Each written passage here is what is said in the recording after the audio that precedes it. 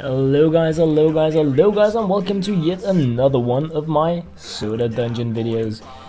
Been raking up a little bit of money, and I have unlocked finally the healer that in my eyes really changed this game for the better. At least it makes progression in the dungeon so much faster. It's not the only thing I've done. I've also been upgrading my hot soda so that I have a bit more health. Not enough, but slowly but surely moving forward. So fighter is the best I have melee wise, so obviously I do need to include those still. So healer, I'm thinking 2 healers, conjurer, and 2 fighters or 2 conjurers. Yeah, 2 conjurers for a lot of area, good for farming. Oh, what's he saying? Hello there, I had a feeling you'd be stopping by. Be on the lookout for essence as you explore the dungeon. It's very powerful, you know it when you find it. By the way, about the whole dimension nonsense, I'm not sure anyone else around here would understand it very well. We'll make it our little secret, okay? Yes, we will. So 51 is where I reached, and now I'm gonna go from level 1, expecting really to be able to go pretty much further now that I have a healer in the group. So not raking in that much money right now. That is of course going to change once we get just a little bit further, get some of that cool Midas equipment or whatever we run into first. So the first part of the gaming, if things are the same way as they were in the first dimension, is of course just going to be progressing to the point where you have the right characters. And for me the right characters is a thief, knight, and healer, because it allows me to stay safe from traps, meaning that I can use the forked roads to my advantage, always getting something positive, being the fountain, the warp. Here we have it really. It's a bit risky to select right now, because you really end up going into a poison or fire trap, and that's pretty bad. So the whole ambush trap thing is something I want to make sure it doesn't happen. It's just it completely removes your advantage in the game. So still have Ernie also slowly but surely boosting up his power by leveling up, and since it's done by grinding the different levels,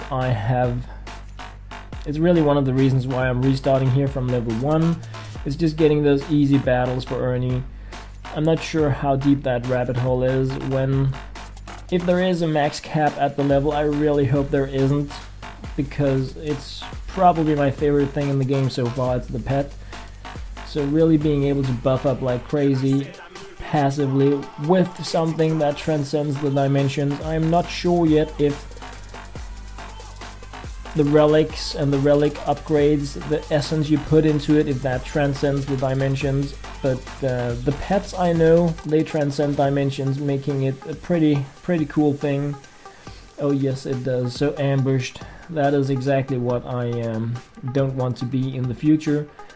It doesn't matter that much here at level 23, because we're still way above like the damage range of these dudes, but once you get further, if you face a group with 2, 3, or 4 opponents that have the initiative, they can actually take out 1 or 2 of your teammates in like the round before it becomes your turn. So I absolutely want to get that knight ASAP so that I can get that nonsense stopped and start pushing forward in a bit more safe and secure manner really. So that is like the next goal. I'm just gonna be grinding these levels, raking in the essence to boost my, I want to call it the Coke, but let's just call it the hot soda. So get more health from the soda and from Ernie, and then secure myself a good position with the knight, and then it's time to really trailblaze through the levels. So that is the goal, that is a plan. And have my spinning pen with me again. I have, not sure if I mentioned that in one of my previous videos, but it has been a subject to a great deal of comments in the history of my channel. Some people like it, Some people don't like it. I like it. It is my hobby, it is my thing, and it is with me in most of my videos. Lately it has not been, because I have really... I just haven't had the calm to have it with me. It's not an ADHD thing, it's not an anti-stress thing, it is from the pen spinning sport that I would like to get better at.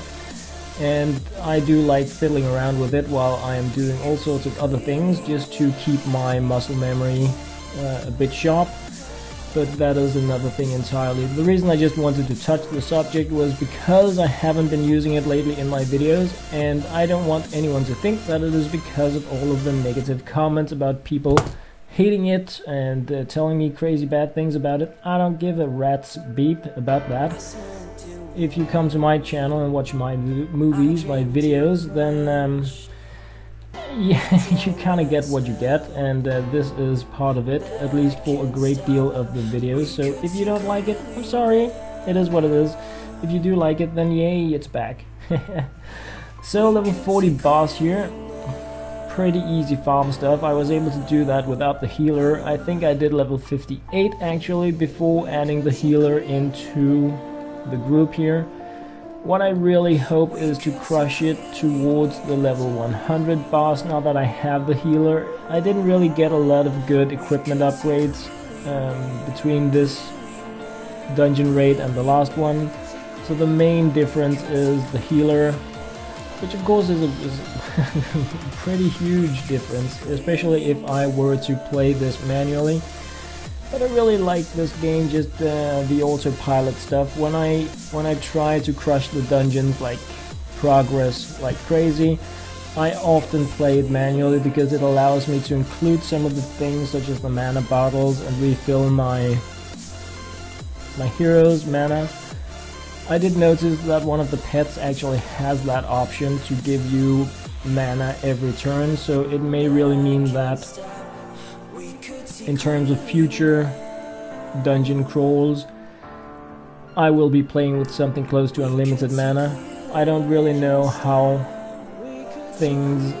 I mean, I have noticed that there are things changing, new options coming in the game, like I got the Soda Junkie relic artifact thing when I scooped to the second dimension.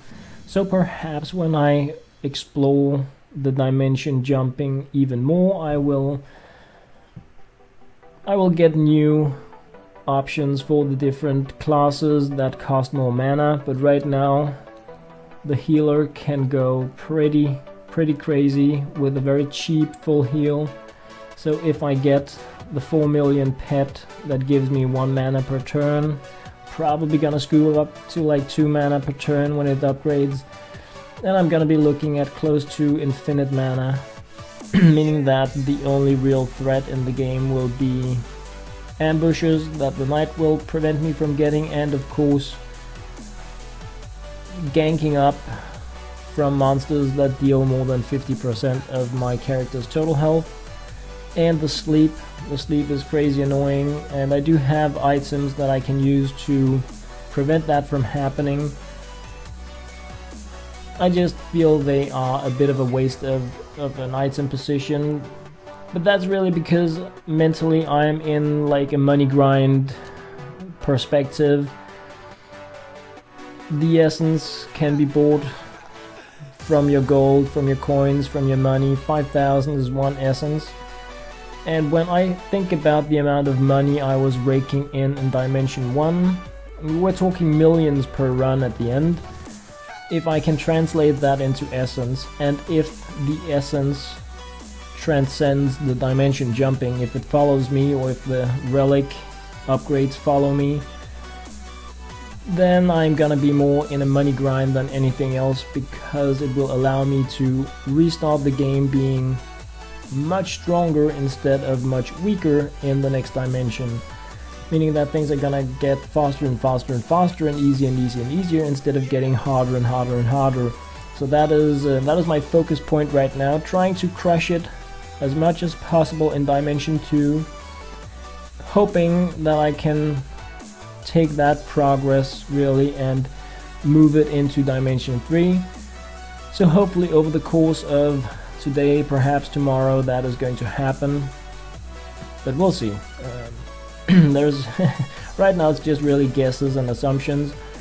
I was horribly off in terms of the progression to start out with, because I did not expect the dimension thing to be working as it did. I thought I was doing the grind thing by doing the dungeon harder and harder and harder, but luckily so the dungeon here has like a double progression option, meaning that you can go like crazy in the dungeon and you reset with the dimensions. So that is very interesting. It is a very nice twist, touch, change compared to like classic progression battle games such as Clicker Heroes. So I really like that. I think that is crazy cool. Just really adding to my insane addiction to this game, I guess. But that's a good thing. It's a good thing. It's good to have a game that you really feel is a calling for you all the time. So I can see my healers are running low on mana now, reaching the level 60 boss, and that is the only downside of grinding from the start of the dungeon when you're not doing it manually. It is that you run out of mana unless you jump into a fountain, and without having the knight it is less likely to happen really. So in terms of early dungeon progression, manual control or actually scooping through the portal to the further parts of the dungeon I think is a good idea. But the reason why I have chosen to go from level 1 instead of starting at 50 and hoping to reach 100 with a better chance, because I would have the mana for it, is because I want to give Ernie a chance to level up, and I also want to just get the easy gold to start with here. So yeah, it's a getting started in Dimension 2 kind of thing I have going on now. And of course, as I secure myself the new classes and I get my base equipment set up, things are gonna be pushing forward pretty fast once again. I guess what I'm looking forward to the most right now, besides of course unlocking the knight, is to get the Holy Cannon once again, because once you have that, you can go into that crazy farm mode that I also did a bit of a showcase video about from Dimension 1, where you can just area yourself through the entire like first 250 levels of the dungeon, meaning you don't need to use any mana. You just go area, and everything just dies, and that is crazy cool, I think. So yeah, I like that. I really do like that.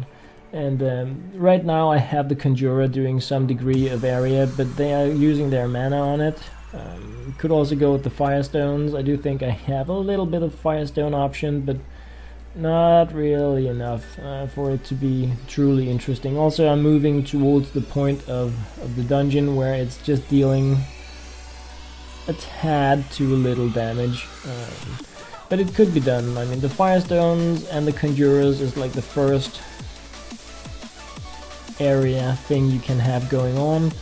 But I do feel with my boosted hit points, both from Ernie and from the hot soda, I can push it even better by aiming a little higher than area grinding at the start of the dungeon.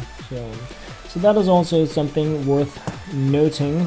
That of course how you play and progress in the game should always reflect how you have chosen your relics and your pets, because if I had gone with more mana instead of more health, I may actually have been focusing on going with the Conjurers and just go area crazy, because if I had a lot more mana I could just trailblaze through the dungeon by going Lightning Ninja, so that would have been an option as well. I don't know if I will be allowed to select a new relic when I restart the game again. I'll scoop into the next dimension, but if I will be allowed to do that, I will possibly go for the melee damage, unless I see completely new options. And that is really because of the pet I saw that gives you mana regen. So I'm expecting that pet to be my pet. Right now, I mean, it costs, I think it was 4 million, so I'm just sticking with Ernie for a while. But I'm expecting the other to end up as my main pet, meaning that getting more mana won't be important for me unless I get relics that give me new hero abilities, or in some way moving to higher dimensions actually give you a negative mana. I mean, that could be a thing like in the old Diablo games. You go into like hell mode and you get a penalty on your stats instead of just seeing stronger minions. So a lot of things I still really need to look into before I'm expecting that I probably need to go to like dimension 9 or something before I have the complete overview of the game as it is now.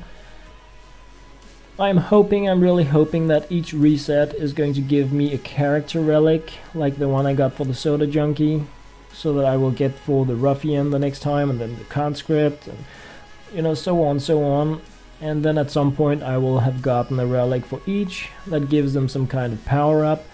And then the real question is gonna be, will I get another relic for each class, or is that the depth of the rabbit hole really?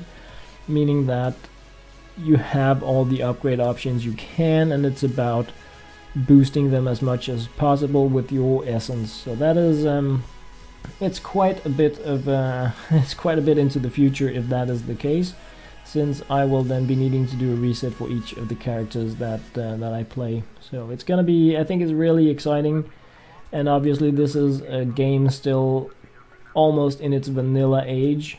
I think there was a single upgrade posted for it with some balancing changes. So I hope we are going to be seeing more classes, more crazy items coming in the future, because I can't see myself playing Soda Dungeon for a very long time.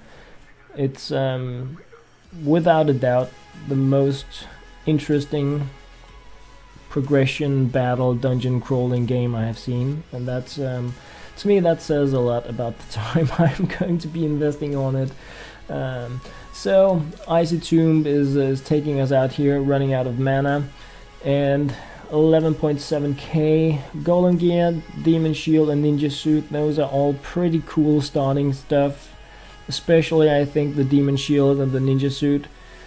Have a Hero Sword and a Magic Bottle, so I can go check out things really manual play to scoop forward by giving my healers more mana in the future. So that is, I'm like closing in on super farm mode now. 15k, and that is pretty cool. Just grabbing a small upgrade here for my Soda, and yeah, okay, 52 battles. So closing in on having Ernie at level 5. Also more hit points once that happens, so pretty good times, I think. Pretty good times. Oh yes, it is. Definitely gonna happen the next time I go dungeon crawling. So yeah, pretty good times really. So that was my short update on Soda Dungeon this time around. As always guys, thank you very much for watching.